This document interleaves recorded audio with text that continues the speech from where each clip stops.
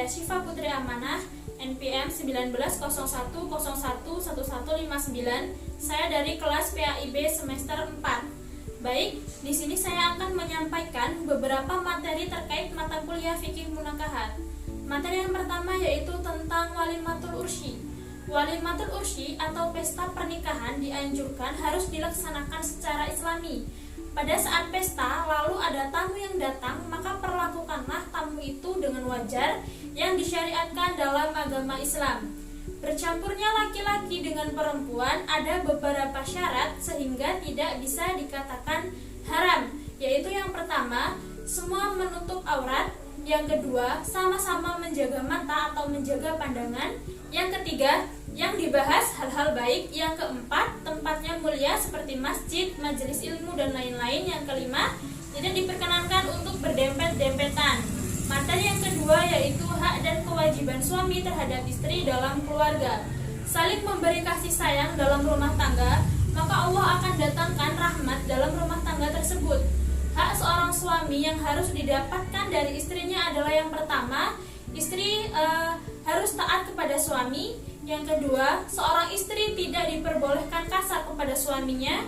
Yang ketiga, memuliakan suaminya dengan cara yang halal yang diridhoi oleh Allah Subhanahu wa taala. Yang keempat, menghargai suami.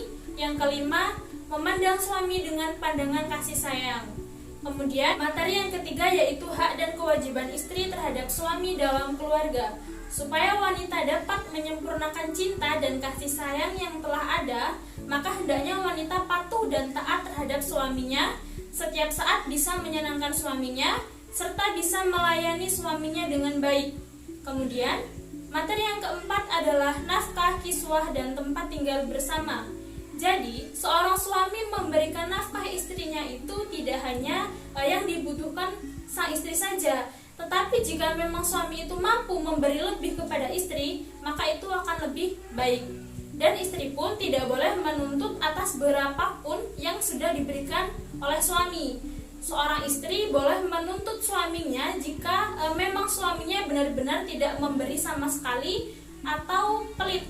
Seorang istri pun boleh menuntut ke hakim akan hal tersebut dan suami dituntut untuk memberi secara paksa atau menceraikannya. Materi yang kelima yaitu kedudukan harta dalam pernikahan. Berpindahnya harta orang tua ke anak dapat dibagi menjadi tiga, yaitu yang pertama, jika harta orang tua pindah ke anak sebelum meninggal itu disebut hibah. Kemudian yang kedua, jika harta orang tua pindah ke anak dan orang tua sudah meninggal itu disebut sebagai waris. Kemudian yang ketiga, harta diberikan masih dalam keadaan hidup dan membagikan setelah meninggal itu disebut sebagai wasiat. Wasiat yang haram tidak diperkenankan untuk dipenuhi jika mengakibatkan sebuah kemungkaran. Contoh wasiat haram itu seperti misalnya ayah meninggal, harta milik ayah tersebut untuk membeli minuman khamar atau minuman yang haram. Orang tua harus adil terhadap semua anaknya, tidak boleh membeda-bedakan, dan seorang anak pun tidak boleh beranggapan bahwa orang tuanya tersebut tidak adil. Materi yang keenam yaitu hukum menikahi wanita yang pernah berzina. Tidak diperkenankan jika menikahi wanita pezina yang tidak pernah bertaubat dari perbuatannya, karena itu adalah serendah-rendahnya wanita. Jika menikahi wanita pezina yang sudah bertaubat dan menyesali perbuatannya, maka diperbolehkan. Lalu, apabila berniat untuk menyelamatkan wanita tersebut dari perbuatannya agar tidak terjerumus lagi ke dalam perzinahan, maka itu adalah sebuah kemuliaan.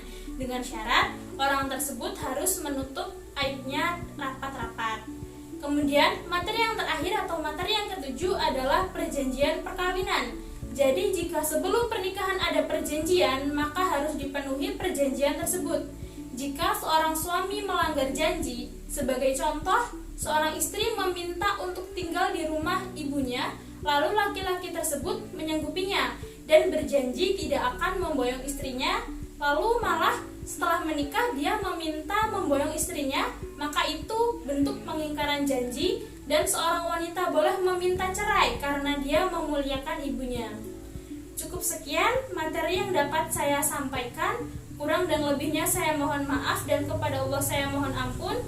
Saya akhiri. Wassalamualaikum warahmatullahi wabarakatuh.